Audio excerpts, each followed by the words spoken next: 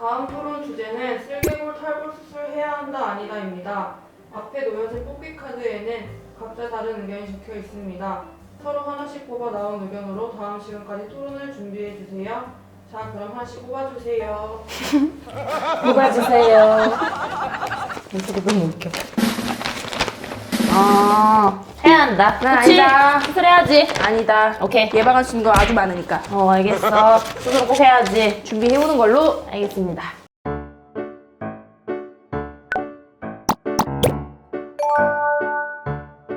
안녕하세요. 치치엄마 황문상. 도보 누나 최현정입니다. 오늘은 우리 유치원 친구들 위탁 친구들. 모두 모여가지고 인사드리러 왔습니다. 너무 귀여워. 여러분 안녕하세요. 잡아봐. 자, 그럼 오늘 멍멍이 친구들과 함께 인사드리면서 멍톡 시작해보도록 하겠습니다. 네. 멍톡 시작해볼까요? 나는 슬개골 탈구 수술 해야 한다를 주장할 거야. 슬개골 탈구라는 말 자체가 정상적으로 뼈가 딱 이렇게 균형 있게 있는 게 아니라 어긋났다는 거잖아. 그럼 이거를 맞춰주는 수술은 당연히 해야 한다는 거지. 슬개골이 자리에 잘 맞게 있어야 되는 건데 그게 아니라 탈구가 됐다는 거는 의학적 도움을 통해서 맞춰줘야 되지 않나. 그게 기본적으로 따라준 다음에 뭐 추후에 교정이라든지 생활 습관이라든지 이게 뒷받침되는 거지 수술은 기본적으로 해야 한다를 주장하고 싶어. 나는 꼭 수술을 할 필요가 있을까? 그래서 이왕이면 수술을 안 한 쪽으로 가자. 사람도 수술을 하는 것을 굉장히 고려하는 편인데 강아지가 탈구가 생겼다라고 바로 수술을 하는 건 너무 위험 부담이 크다라고 생각해. 왜냐면 슬개골 탈구가 1기부터 4기까지 있잖아. 1, 2 같은 경우에는 실질적으로 많이 걷거나 무리하지 않을 경우는 약간 티가 안 나는 경우도 있고 티가 나는 거는 한 3기부터? 라고 볼 수가 있는데 대부분 1기부터 3기까지는 예방을 통해서 얼마든지 4기로 넘어가지 않을 가능성도 높다라는 거야. 보호자들이 많이 하는 거 그거잖아. 미끄럼 방지 매트 깔기, 계단 설치하기. 이거 외에도 뼈를 잡아줄 수 있는 근육을 키워주는 그런 운동들을 꾸준히 시켜주거나 강아지 습관 자체를 바꿔놔야지만 탈구에 대한 재발 확률이 떨어지는 거지 무작정 수술을 한다라고 해서 이게 100% 완치가 되는 게 아니란 말이야. 그렇기 때문에 이거는 수술을 하는 게 아니라 우리 강아지의 상태를 우선적으로 당연히 동물병원에 가서 확인을 해보고 거기에 대한 처우를 하는 게 맞다. 그래서 수술이 당연하지는 않다를 주장할게.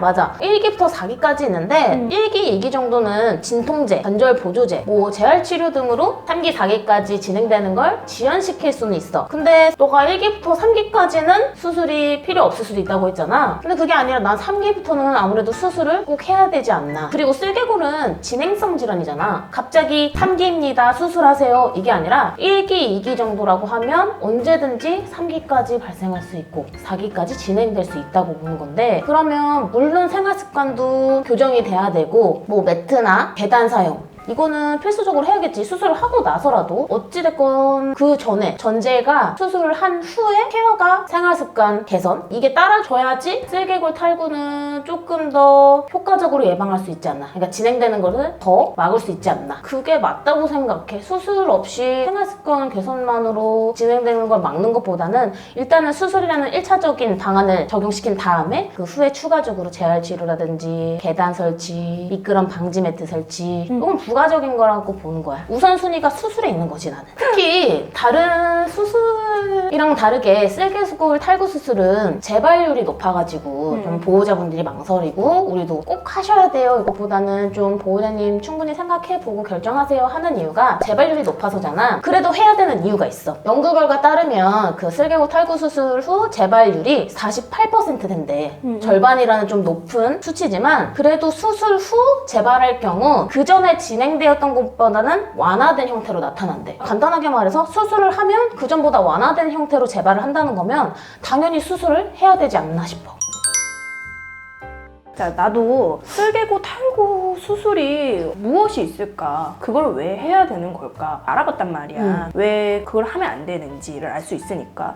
근데 수술 종류가 되게 많더라? 그러니까. 뭐 활차구 성형술, 내측 이완술, 외측 당김술, 정강이뼈 내측 회전 방지술, 정강이뼈 능선 치환술, 그리고 재건이 불가능할 경우 이식물 부분적 인공관절 삽입술이라는 게 있대. 이 중에서 우리가 가장 많이 접하는 수술이 수술이 활차구 성형술이라는 걸 가장 많이 접하게 돼. 3기 때 수술을 권하시는 동물병원도 있긴 한데 2기 때도 예방 차원에서 권하는 곳도 있다고 하더라고. 그때 하는 수술이 활차구 성형술인데 이게 대퇴골의 활차구의 위치에, 그러니까 제대로 말하면 우리가 뼈가 이렇게 고정하는 뼈가 있고 이렇게 잡아주는 뼈가 이렇게 있으면 우리 이제 탈구라는 게 여기 뼈가 이제 달아 없어지면서 이렇게 빠지는 거란 말이야. 탈구라는 게.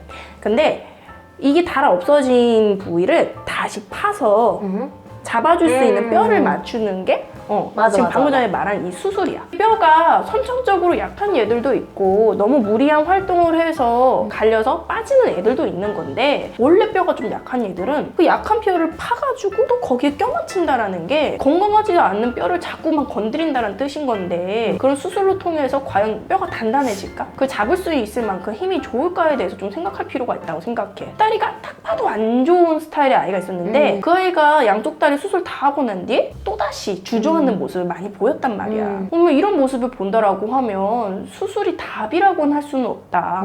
특히 요즘같이 탈구가 일어나고 관절이 안 좋은 스타일의 아이들이 많은 상황 속에서 수술은 오히려 근육을 퇴화시키고, 왜냐면 한 달 동안 쉬게 하니까 못 걷고 약한 뼈를 또 건드리다 보니까 더 악화시키는 쪽이 되지 않을까라는 염려가 생기는 거야. 왜냐면 여태까지 내가 많은 걸 봤기 때문에. 굳이 수술을 해서 예방되는 게 아니라 얼마든지 충분히 환경을 조성해주면 얼마든지 가능하고, 그리고 만일 수술을 시켜야 되는 단계가 오거나 수술을 시킬 의사가 있다라고 하면 수술에 대한 내용을 정확하게 알고 판단을 내릴 수 있는 분이었으면 좋겠어. 수술을 대부분은 양쪽 다리가 손상이 되는 게 아니라 한쪽만 탈구가 되는 경우가 대다수야. 한쪽만 맞추는 수술을 하면 다리의 균형이 안 맞기 시작하잖아. 그러다 보니까 다른 한쪽도 그 균형을 맞추기 위해서 건강한 뼈도 파낸대. 그러면 건강한 뼈마저도 그렇게 수술을 하면 이거는 너무 과도한 수술이 되는 게 아닌가. 왜 건강한 뼈까지 건드려야 되는지, 이거에 대해서도 아무래도 생각을 좀 해볼 필요가 있다고 생각하지. 내가 마지막으로 이제 주장하고 싶은 건, 일단 수술이 1차적으로 진행이 돼야 된다고 했잖아. 그 이유가 있어. 그러니까 뭐 생활습관으로 3, 4기까지 진행되는 거를 어느 정도 지연시킬 수는 있지만 외과적인 도움 없이 생활습관만 유지한다면 주기적으로 가지 않는 이상 어쨌든 진행성 질환이니까 슬개골이 빠졌다가 들어갔다, 계속 빠져있는 게 3기? 2기가 빠졌다가 들어갔다가 이런 상태인 거잖아. 이 상태여도 문제가 있어. 왜냐면 탈구뿐만 아니라 뼈가 빠졌다가 들어가면서 뼈끼리 서로 계속 부딪힐 거 아니야.